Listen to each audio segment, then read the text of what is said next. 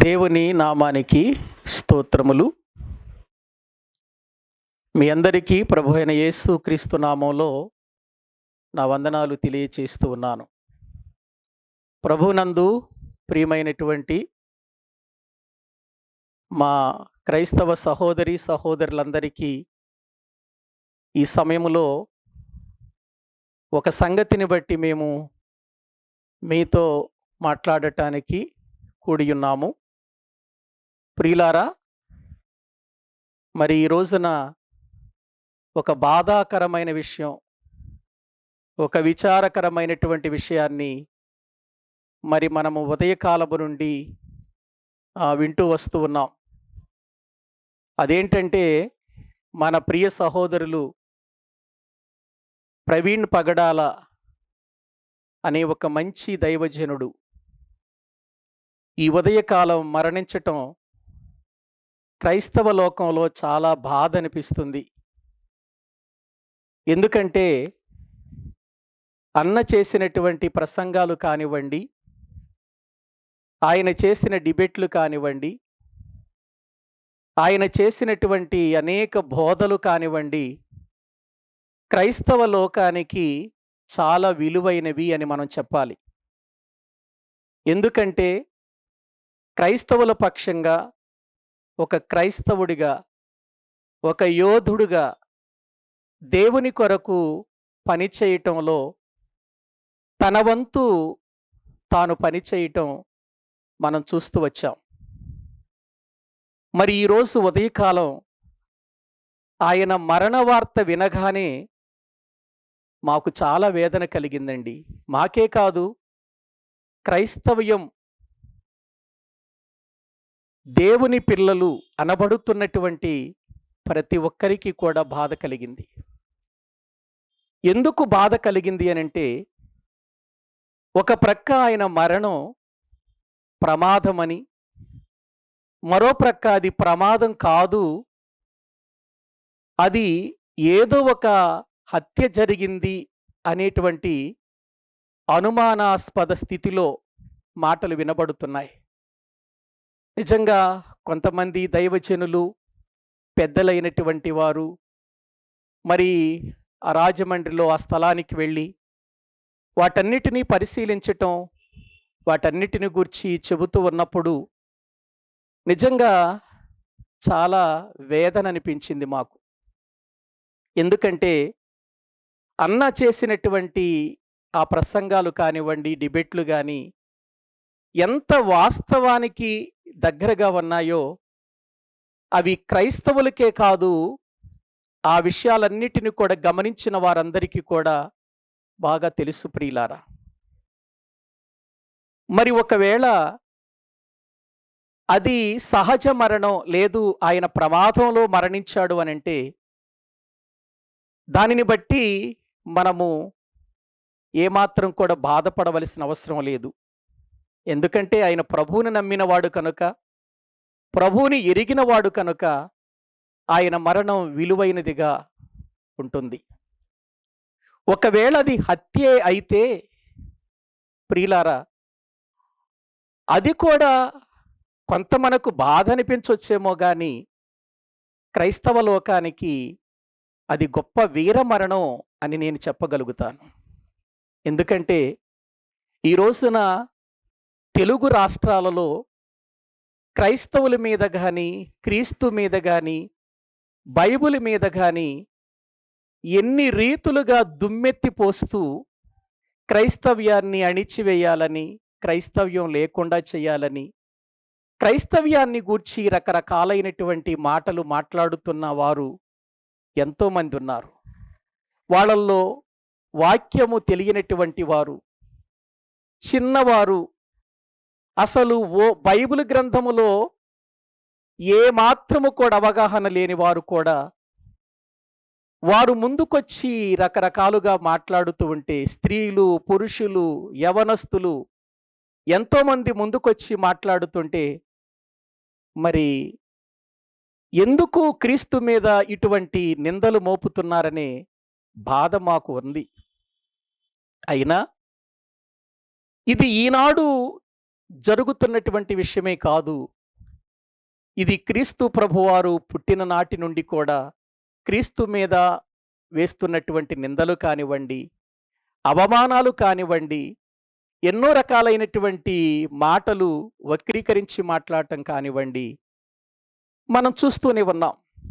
దీనికి మన ప్రియ సహోదరులు, మరి క్రైస్తవుల యొక్క మరి విశ్వాసం ఎక్కడ కూడా బలహీనం కాకుండా, మరి లోకములో అనేకులు వేసేటువంటి ప్రశ్నలన్నిటికీ కూడా ఎక్కడ కూడా ఏమాత్రం కూడా తగ్గకుండా వాటికి సమాధానాలు చెబుతూ ఉన్నా, క్రీస్తు పేరును పెట్టుకొని క్రీస్తుని వ్యతిరేకంగా మాట్లాడుతూ డబ్బును కూడబెట్టుకునే వాళ్ళు ఎంతోమంది మనకు కనబడుతూనే ఉన్నారు. ప్రియులారా, వాళ్ళు ఎన్ని మాటలు మాట్లాడినా, ఎన్ని విధాలుగా క్రైస్తవం మీద దుమ్మెత్తి పోసినా, దేవుని వాక్యాన్ని, బైబిల్ గ్రంథాలను చింపివేసినా, కాల్చివేసినా కూడా మరి క్రైస్తవం ఎందుకు మౌనంగా ఉందో తెలుసా అండి? క్రీస్తు మానవుల ఎడల చూపించిన ప్రేమ, ఆ ప్రేమనే మేము కూడా చూపించాలి అని ఆ ప్రేమలో మేము జీవించటానికి ముందుకు వెళుతున్నాం. నా ప్రియ సహోదరులు ఎంతోమంది ఎన్నో మరి వక్రీకరిస్తున్నటువంటి వాటికి, విశ్వాసులను బలపరచటానికి వాటికి ఎన్నో సమాధానాలు ఇస్తున్నా, వారు వెదికి వెదికి ఏవేవో మాట్లాడుతూ మరి క్రైస్తవం మీద రకరకాలుగా మాట్లాడుతున్నారు. అంటే క్రైస్తవ్యం మాట్లాడలేదని, లేక క్రైస్తవ్యం గొడవలకు రాదని, లేక క్రైస్తవ్యంలో ఎటువంటి పౌరుషం లేదని వారనుకుంటున్నారు. కానీ ఒక విషయాన్ని మీకు చెబుతున్నాను, ప్రియమైనటువంటి వారలారా, క్రైస్తవ్యం ఎంత గొప్పదో ఆనాటి నాయకులు మాట్లాడిన మాటలు ఎప్పుడైనా మీరు జ్ఞాపకం చేసుకున్నారా? మనకు తెలిసిన ఒక నాయకుడు ఏమన్నాడో తెలుసా? క్రైస్తవ్యం జోలికి వెళ్ళకండి, క్రైస్తవ్యం నిద్రించుచున్న సింహము లాంటిది అన్నాడు. అంటే నిద్రించుచున్న సింహాన్ని లేపితే ఏం జరుగుతుందో మనందరికీ బాగా తెలుసు. అలాగని క్రైస్తవ్యం ఎప్పుడు కత్తులతో, కటార్లతో, లేకపోతే గొడవలతో ఎదుటివారిని నిందించి, అవమానించి, లేకపోతే ఎదుటివారి ఎడల ఏహ్యభావముతో వారిని ఎదిరించాలని, ఎప్పుడూ నాశనం కావాలని ఎప్పుడూ కోరుకోదండి. నశించుచున్నటువంటి వారి కొరకు ప్రార్థన చేస్తూ, సత్యము వారికి తెలియాలి, వారు కూడా నిత్య జీవాన్ని సంపాదించుకోవాలి, నిత్య నరకము నుండి తప్పించబడాలని ప్రార్థన చేస్తుంది క్రైస్తవ్యం. అది దేవుడు మాకు అప్పగించినటువంటి బాధ్యత. రాజుల కొరకు, అధికారుల కొరకు, మనుషులందరి కొరకు ప్రార్థించమన్నాడు మా ప్రభువు. సుఖముగా బ్రతుకు నిమిత్తము, నెమ్మదిగా ఉండుట కొరకు ప్రార్థించమన్నాడు. క్రైస్తవ్యం అలాగే ప్రార్థిస్తూ ఉంది. ప్రియులారా, ఇది ఆసరా చేసుకొని కొంతమంది క్రీస్తు విరోధులు క్రీస్తు పేరు చెప్పి, క్రీస్తు పేరు చెడగొట్టాలని, క్రైస్తవ సంఘాన్ని నాశనం చేయాలని, దేవుని మీద, బైబిల్ మీద, క్రీస్తు మీద, క్రైస్తవుల మీద ఎన్నో రకాలుగా భయంకరమైన మాటలు మాట్లాడుతున్నారు. నేను ఒక విషయం చెప్పనా? ఇన్ని జరుగుతున్నా క్రైస్తవ్యములో సత్యాన్ని తెలుసుకోకుండా, ప్రియులారా, ఎంత ఆగిపోయింది చెప్పండి ఈ సమాజం? ఎంతమంది బాప్తిసం తీసుకోకుండా ఆగిపోయారు? ఎంతగా క్రీస్తుకు వ్యతిరేకమైన మాటలు వినబడుతున్నాయో అంత ఎక్కువగా ఎంతోమంది క్రీస్తుని అంగీకరిస్తున్నారు. ఈరోజు ఎంతోమంది బాప్తిసం తీసుకుంటున్నారు. ఎందుకు? సత్యం వాళ్ళకేంటో అర్థమయ్యింది, సత్యం వాళ్ళకేంటో తెలిసింది.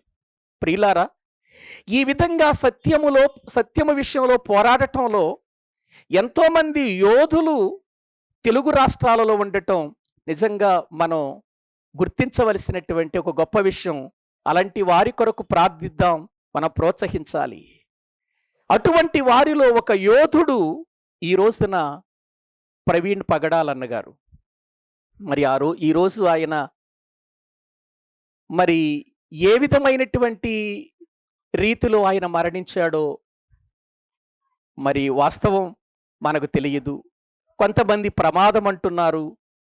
మరి కొంతమంది అది ప్రమాదం కాదు, హత్య అనేటువంటి మాటలొస్తున్నాయి. ఏది ఏమైనా ఇంకా మనకు కొద్ది సేపట్లో పోస్ట్‌మార్టంలో ఆ విషయాలన్నీ కూడా తెలుస్తాయి ప్రియులారా.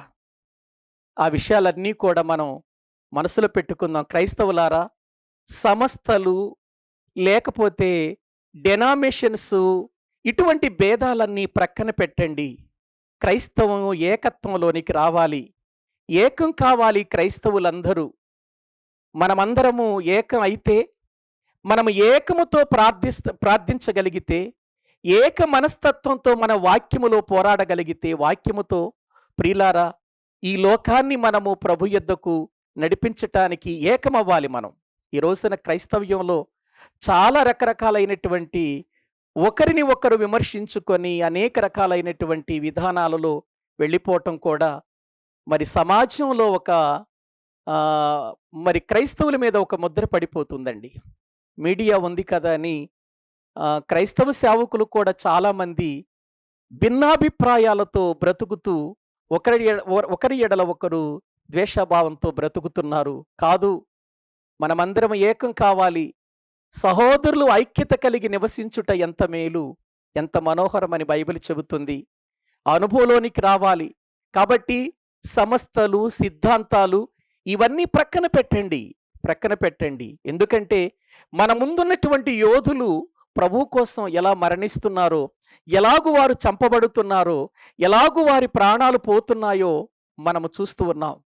మన జీవితాలు కూడా భయపడకూడదు. ఎందుకంటే నిజమైన క్రైస్తవుడు దేనికి భయపడడు? మరణానికి భయపడడు. ఎందుకంటే ఒకవేళ ఇది ప్రవీణ్ పగడాలన్న హత్య అయితే నిజంగా దీన్ని వీర మరణం క్రైస్తవ లోకంలో అని మరి క్రైస్తవులంగా మనందరం కూడా గుర్తించాలి. మరి భర్తను పోగొట్టుకున్నటువంటి తన భార్య, పిల్లలు దుఃఖంలో ఉన్నారు, వేదనలో ఉన్నారు. వారందరి కొరకు మనం ప్రార్థన చేయాలి. వారి ఆదరణ కొరకు ప్రార్థించాలి. నేను ఒక విషయాన్ని చెబుతున్నాను. ఈ రోజున ప్రవీణ్ పగడాలన్న లాంటి వాళ్ళు ఒకవేళ ఈ లోకాన్ని విడిచి వెళ్ళిపోతే ఇటువంటి వారు ఇంకా అనేక మందిని దేవుడు లేపుతాడనే విషయాన్ని మాత్రం మర్చిపోకండి. ఎందుకంటే క్రైస్తవ్యం అనేటువంటిది ఒక మహా సామ్రాజ్యం.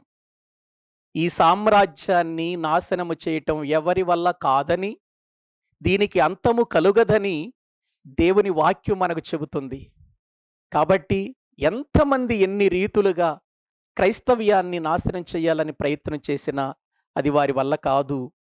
మనం దిగులు చెందాల్సిన అవసరం లేదు.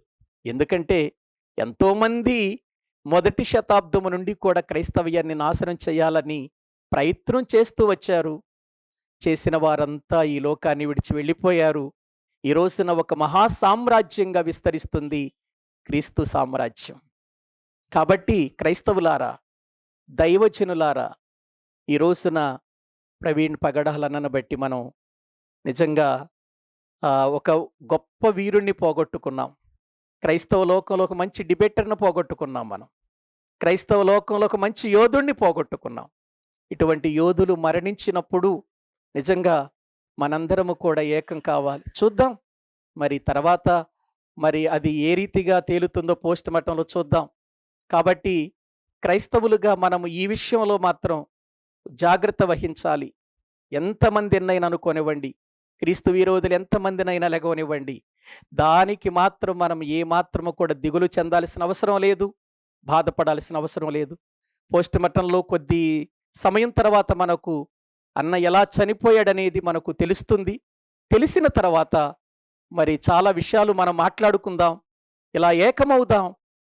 దేవుని కొరకు ఒక పోరాట యోధులుగా మనము కూడా నిలిచి ఈ లోకంలో మన ప్రాణాలు పోయినా, మనల్ని చంపేసినా పడవలసిన విషయమేమి కాదది. ఎందుకంటే ఇటువంటి యోధులు ఎంతోమంది చనిపోయారు. చనిపోయి నిజంగా వాళ్ళు మన ముందు సాక్షులుగా ఉన్నారు. మనం కూడా క్రీస్తు కోసం మరణించటం అసలు నిజంగా అది గొప్ప ధన్యత అండి. ఆ ధన్యత అందరికీ రాదండి. మరొక విషయాన్ని చెబుతున్నాను. ఆ ధన్యత వచ్చినవాడు గొప్పవాడండి. నిజంగా ఒక మంచి ఉన్నతమైన స్థితిలో ఉన్నాడని మనము గుర్తించాలి. క్రైస్తవులను చంపొచ్చు, సేవకులను చంపొచ్చు, లేకపోతే విశ్వాసులను చంపొచ్చు. కానీ క్రీస్తు సువార్తను గాని, క్రీస్తు సామ్రాజ్యాన్ని గాని చంపగలిగినటువంటి శక్తి ప్రపంచములో ఎక్కడ ఎవరికీ లేదని నేను మీకు తెలియచేస్తూ ఉన్నాను. మరి ఈ సమయంలో ఇంకా మనం తర్వాత పూర్తి విషయాలు తెలిసిన తర్వాత మరికొన్ని సంగతులు మనం తెలుసుకుందాం. క్రైస్తవులంతా కూడా మరి అన్న కోసం, అన్న విడిచి వెళ్ళినటువంటి కుటుంబం కోసం, బిడ్డల కోసం, ఆ పరిచర్య కోసం మనందరము ప్రార్థన చేద్దాం. అందరూ కూడా మరి మీ యొక్క సంఘాలలో, అలాగే మీరున్నటువంటి స్థలాలలో అన్న కుటుంబం కోసం మనం ప్రార్థన చేద్దాం. అటువంటి యోధులు ఇంకా మరి ఎక్కువ మంది లేవాలని మనం ప్రార్థన చేద్దాం అన్న కుటుంబం కోసం. పరిశుద్ధుడైన తండ్రి, ప్రేమ కలిగిన ప్రభువా, మీ వందనాలు. మా ప్రియ సహోదరుడు ప్రవీణ్ పగడాలన్న గారు తండ్రి, మరి ఈ ఉదయకాలములో మరణించటం ఒక అనుమానాస్పద స్థితిలో ఉంది నాయన. అది మాకు తెలియదు. సమస్తము ఎరిగిన వాడవు నీవు కాబట్టి ఈ విషయంలో ప్రతి ఒక్కరూ కూడా నాయన మరి నిజమైనటువంటి పరిస్థితి ఏంటో తెలియచేయటానికి అన్ని విషయాలలో కూడా మరి మేము నీ యందు ప్రభువా మరి ఎక్కువగా ఆనందించటానికి నీ సన్నిధిలో ప్రార్థిస్తున్నాము నాయన. ఎందుకంటే అన్న ప్రభు నాయన నీ కోసం ఎలా బ్రతికాడో మాకు తెలుసు. ఎన్నో విషయాలు రక్షణ టీవీ ద్వారా కానీ, అనేక రకాలైనటువంటి ఛానల్స్ ద్వారా కానీ ఆయన మాట్లాడినటువంటి మాటలు ఒక క్రైస్తవ్యంలో ఒక గొప్ప ఉజ్జీవాన్ని తీసుకొచ్చింది నాయన. అందును బట్టి మీకు స్తోత్రాలు.